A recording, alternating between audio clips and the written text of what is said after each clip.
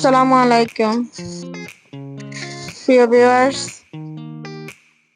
Lemon pound কেকের recipe নিয়ে হাজির হয়েছি আজকে। লেমন কেক বানাতে আমার কি কি লাগছে দেখুন। প্রথমেই লাগছে 1 কাপ ময়দা। শুকনো উপকরণগুলোকে আমি আগে চেলে নিব। চালনিতে দিয়ে দিলাম 1 কাপ ময়দা,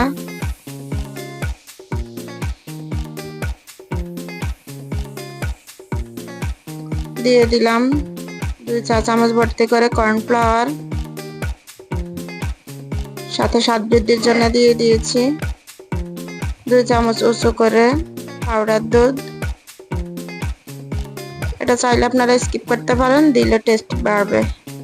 দিয়ে দিলাম 1 চামচ বেকিং পাউডার, 1 চিমটি পরিমাণ লবণ। শুকনো উপকরণগুলোকে আমি ছেলে নিব। কয়েকবার অফ ক্যামেরায় ছেলে নিয়েছি, 2-3 বার ছেলে নিলে আসলে ভালো হয়, এজন্যই ছেলে নেওয়া।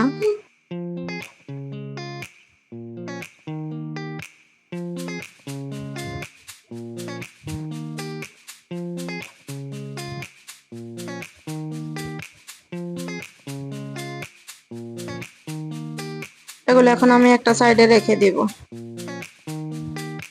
এরপর আমি নিয়ে নিয়েছি 4টা রুম টেম্পারেচারে থাকা ডিমগুলোকে আমি ফোম তৈরি করে নিব। ফোম না তৈরি করলে অসুবিধা নেই, আমার হাতে সময় কম থাকার কারণে আমি বিটার দিয়ে বিট করে নিচ্ছি। সাথে চিনিটাকেও বিট করে নিব। অল্প অল্প করে চিনি 3-4 বার আমি মিশিয়ে নিব।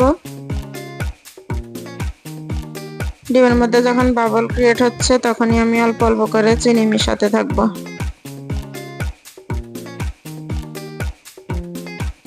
এখানে আমি 1/2 কাপ থেকে একটু বেশি চিনি নিয়েছি।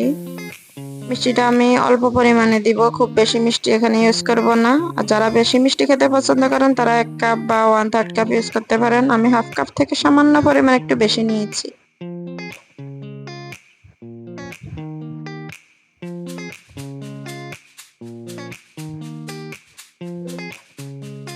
ডিমের ফোমটা তৈরি হয়ে গেলে আমি বাকি উপকরণগুলোকে এর সাথে অ্যাড করে দিব।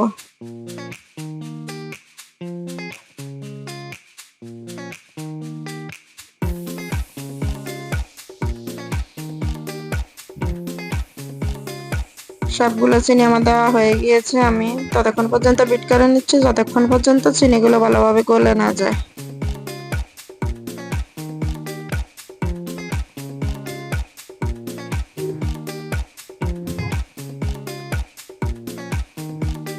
এখন আমি ফ্রেশ লেবুর খোসা গ্রেট করে নিয়েছি। এখানে সাদা অংশটা নেওয়া যাবে না, তাহলে তেতো লাগবে। আমি 1 চামচ পরিমাণ এখানে মিশিয়ে দিয়েছি।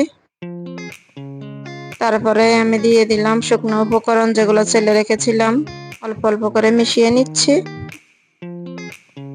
এই কাজটা আলতো হাতে করতে হবে, খুব দ্রুত করা যাবে না, তাহলে ডিমের ফোমটা বসে যেতে পারে।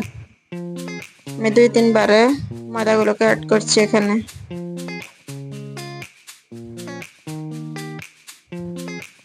আপনারা চাইলে বিটারে কাটা দিয়েও করতে পারেন, আবার স্প্যাচুলা দিয়েও করতে পারেন, কিন্তু স্প্যাচুলা দিয়ে করলে ভিতরে আটার দলা পেকে থাকে।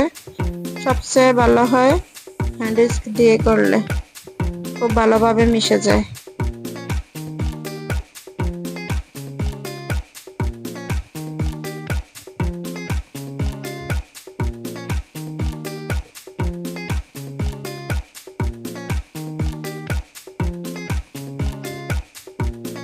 এখন আমি দিয়ে দিচ্ছি ফ্রেশ লেবুর রস। এখানে 1 টেবিল চামচ পরিমাণ দিলেই হবে, খুব বেশি চিপে নেওয়া যাবে না। আমি 2 টুকরা লেবুর রস এখানে ইউজ করেছি।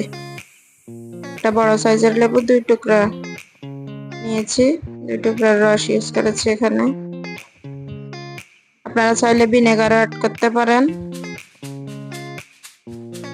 আমি ফ্রেশ ফ্লেভার পাওয়ার জন্য লেবুর রসটা ইউজ করেছি।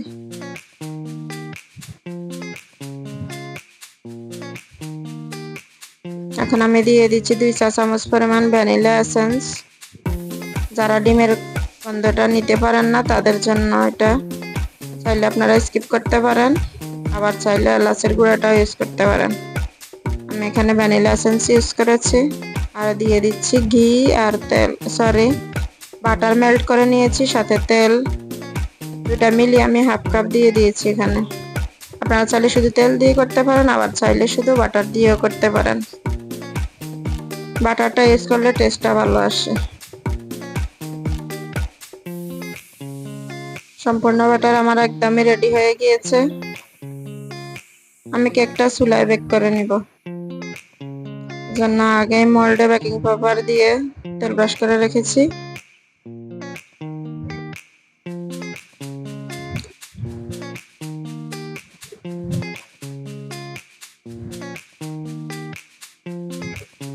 ব্যাটারটা উপর থেকে ঢালতে হবে।